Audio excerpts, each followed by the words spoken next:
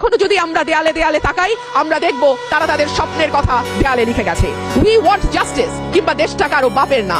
তুমি কে আমি কে, বিকল্প বিকল্প। আসছে ফাগুন, আমরা হব দ্বিগুণ। ষোড় মহাজন, আমরা অনেকজন। Change the rules, be a voice not echo. দিনে নাটক, রাতে আটক। নাটক কম করো প্রিয়, হামাক ব্যাটাক মারলু কেন? এমন হাজার প্রশ্ন, লক্ষ্য জিজ্ঞাসা। এই লড়াইটা কেবল একটা সরকার পরিবর্তনের লড়াই ছিল না মাননীয় স্পিকার। আমি আপনার মাধ্যমে আজকের সংসদে আরেকটি কথা বলে যাই। 52% মানুষকে পেছনে ফেলে নতুন বাংলাদেশ রচনার কোনো চিন্তা যদি কেউ করে থাকে, সেটা কখনো সম্ভব না, কোনো দিন সম্ভব না।